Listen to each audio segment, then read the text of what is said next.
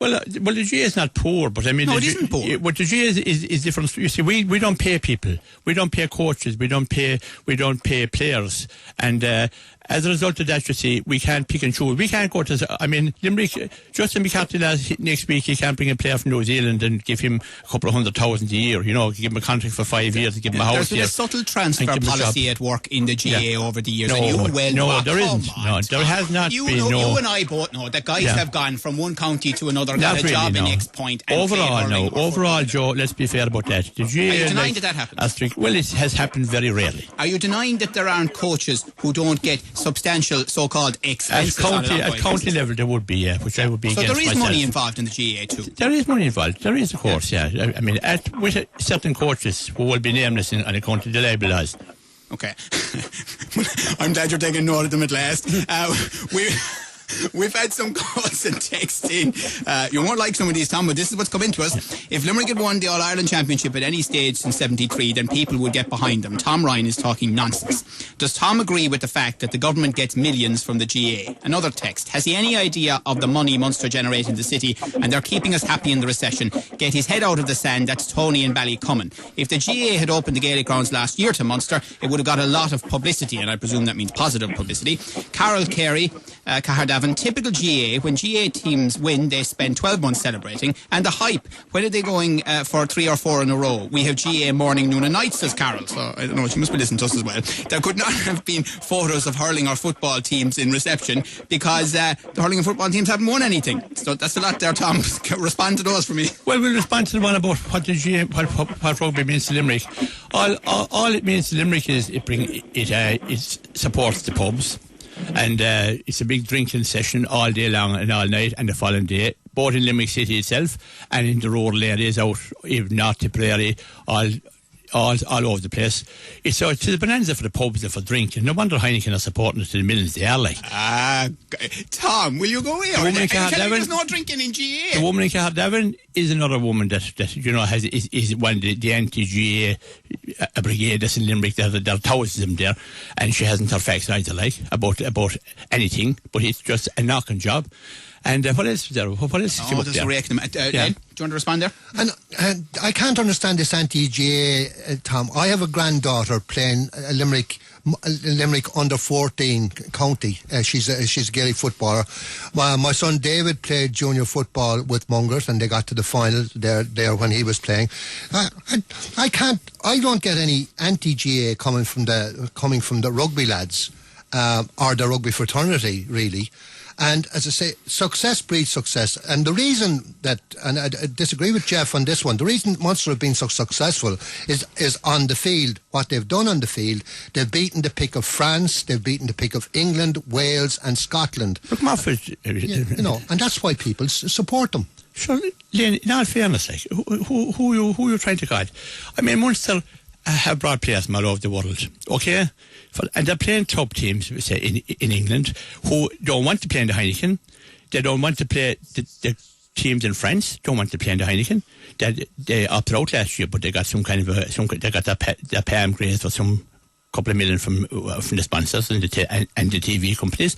Now, the standard in that is as bad as international, because the last year the Ospreys, they wouldn't beat the Sisters of Mercy, and you described them during the match as donkeys. So if they were donkeys in the quarter-finals of the Heineken Cup, what were the rest of them like? They were gone at that stage. No. And also, you see, this Heineken Cup is an Irish thing. It is a drinking thing. It is being promoted here in Ireland, and it is because we think we're important, we think we're big internationals, where we're only don't give us a long association with the GA.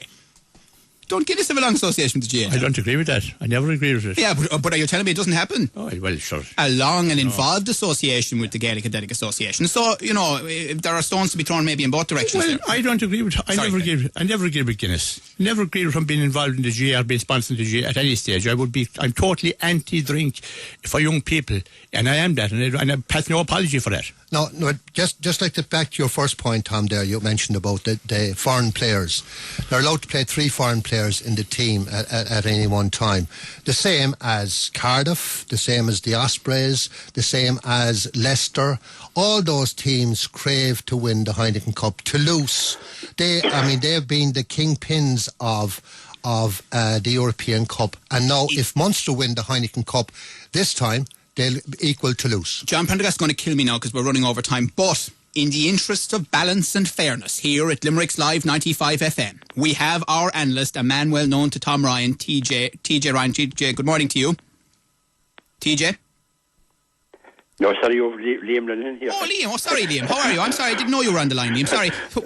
Why don't you give us your view on this, Liam? Well, would you believe even better. I've been out in the garden all morning, so I haven't been listening. Right. Well, the basic point, anyway, that Tom is making is that the whole thing is getting a little overhyped on the Munster thing, possibly to the detriment of the GA. Well, all I can say about Live 95 FM and the GA is this.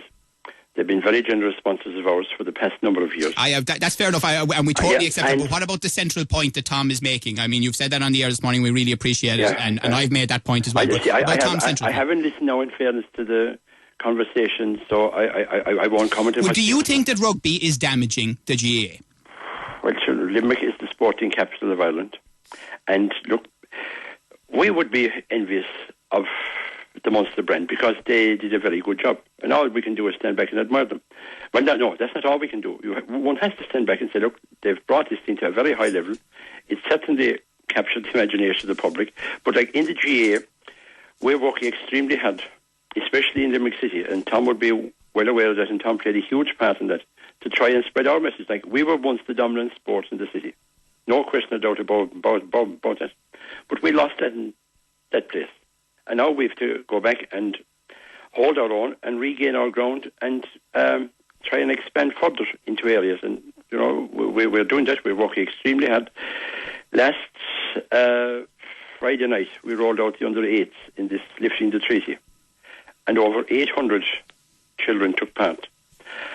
There was a huge increase in that number when the under-12s were out on Saturday. And then this Thursday night, our under-10s will be out. I expect up to 1,800 children will be out on Thursday night. Under-12 hurling will take place on Saturday, and we will go well over 1,500. And I realised as chairman of the county board that we had to do something. And that is why the whole concept of lifting the treaty came in. Liam, I'm just going to let Tom, because we are against time a bit, I'm just going to let Tom respond to some of the things you've said there. Yeah, but so Liam, like, listening to you there now, like, I mean, what's been done, I don't, like, that's all for the future. A lot of those kids will be there, they won't be there in 12 months' time, someone won't be there in 6 months' time. What about the clubs in Limerick City? What about the strong clubs in Limerick City that can hardly field underage teams? That would be a very, very important factor in promoting the GAA in Limerick. I'm not knocking the GAA in Limerick at all. This debate this morning is about the influence of the propaganda that's been set out by the soccer and by the rugby operation in Munster, and that has to be challenged. Like, it has to be met head on because it is an artificial operation. And by talking about underage and under-10s, we haven't got to make much impact in that. So that's my impression, and I'm not disagreeing with you. I support you in what you do. Liam? You see, Tom, there was one time the most successful club in Limerick. You had them all inside in the city. Treaty, Strathfield, Young Ireland, commercials. But look, we lost all those along the way. And we've nobody to blame, only ourselves. And we're trying to do something about it now. Look, I'm well aware of the hype that's attached to Munster Rugby and the Heineken Cup. And I'd say fair play to them. But let us get our own house. No, we've had a huge response here, but I have to wrap it up this point. Tom got the first word, so Len, you're going to get the last. I just say, again, reiterate what I said before, Joe. Success breeds success. If you go to the theatre and see a play that's a very, very good play, you'll go and see it again and again, and you'll get packed houses. The reason that Munster are getting packed houses in Thomond Park is because they're performing on the field, they are intermingling with the supporters, and it is a joy to watch them. And you come away from Thomond Park with a smile on your face most times. Okay, well, just to show that we're as balanced as we can possibly be here, we've had a huge number of texts. We'll try and get to them, if not today, then tomorrow. Seamus Walsh has texted in to say, good man, Tom, you told the rugby radio station the truth. And somebody else says, Tom Ryan is not in the real world. Look at what Munster Rugby has done for Limerick. Tom, grow up. What have the GAA done with money all the years along? And sorry now, lads, I'm going to have to call it maybe a draw. I don't know. Anyway, Tom Ryan, thank you for coming in. Thanks, Joe. Len, thanks for coming in. Loads of response Thanks, to that. And Tom, the one thing I would ask is that you keep listening to Limerick's Live 95 FM, and I guarantee you we'll have loads of GAA commentaries with Liam Ahern over the